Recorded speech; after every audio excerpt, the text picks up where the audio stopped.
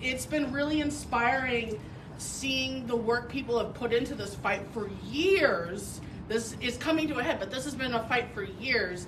And seeing the bravery of people taking direct action, standing up for their communities, standing up for community power, right?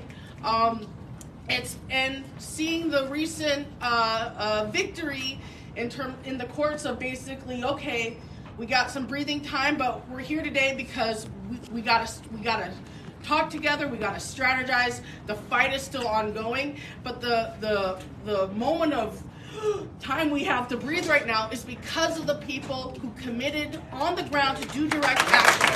So let's give a round of applause for that. So again, it's an honor to be emceeing this and really digging into this fight today. So I just want to frame this event.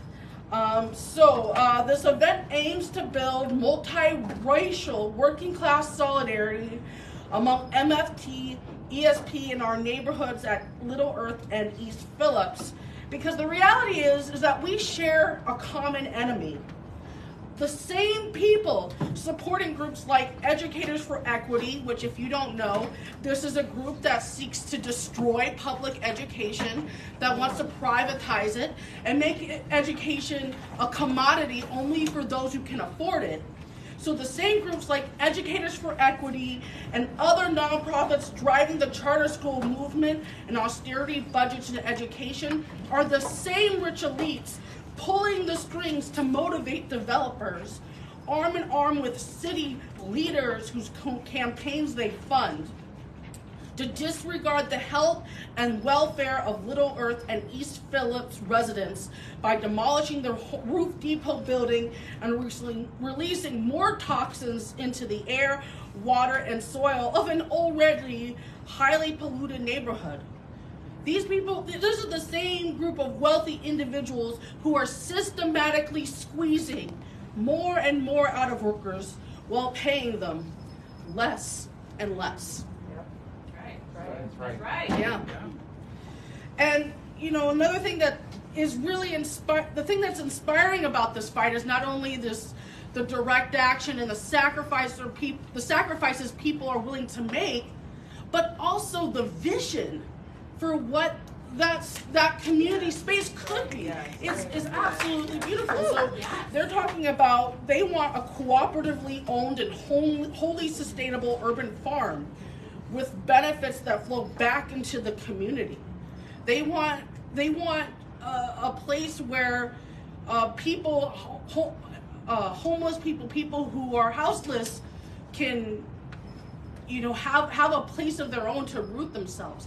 There's a big vision that really at the heart of it, we're talking about community care and community power. It's so powerful. So this is the kind of vision, this is exactly the type of better world solution we are seeking for our workplaces, schools, neighborhoods, and planet.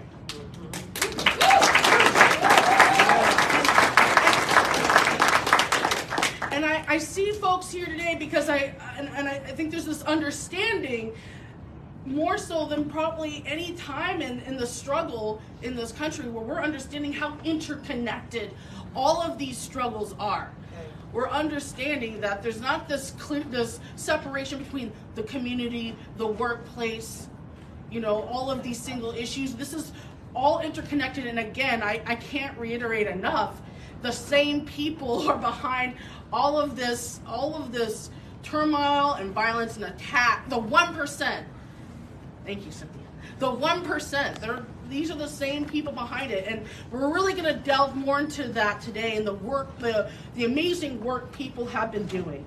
So this is a quick overview. We're going to Kip Hedges is going to do the land acknowledgement, and then we're going to give every person on this panel, I'll introduce panelists. They'll get 10 minutes each to speak.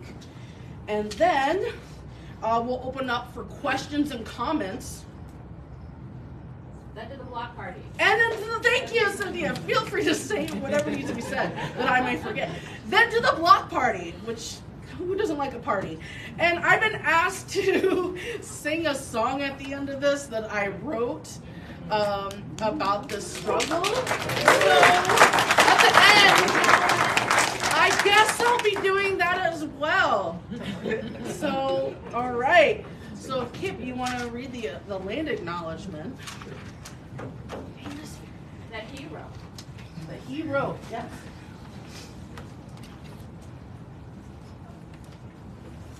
I wrote this thinking about Joe Vitale, who's one of the leaders of the Defend Depot, has been for the last 3 years, tireless. He isn't going to be here today because his flight got stuck in California because of all the weather there, but that's kind of dedicated specifically to him, but much broader. We acknowledge we are holding this meeting on land stolen from Santee, Dakota, and Anishinaabe people through brutal military campaigns by the U.S. government and the state of Minnesota. Those government entities attempted to exterminate the Dakota and Anishinaabe through destruction of language, culture, family, and murder.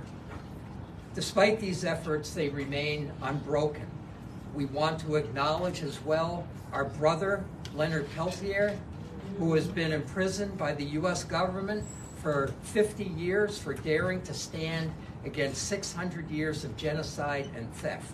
And we urge President Biden to immediately release him so that he may rejoin his family and all of us as we struggle to create a new world.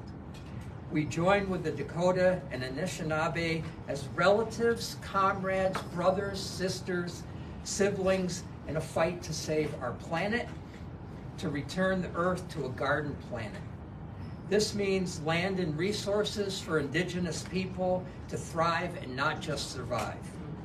It means recognizing all human beings not as vessels for creating profit for the wealthy few, but as divine creations that can create a new world. It means living in harmony with the earth and its creatures rather than carrying out rapacious policies that amount to a death sentence for our planet and its people. Today, we recognize and solidarize with the fight of Little Earth and the people of East Phillips to defend the land, to stop the demolition of the roof depot, and to create a beautiful alternative to pollution and death with an urban farm complex. We are not beaten, we are just beginning. All right.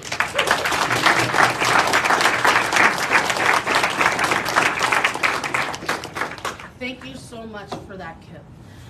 So, here's how it's going to go. Every person on the panel is going to get 10 minutes to speak. So, I'm just going to introduce everyone. So, Joe Vitale, he is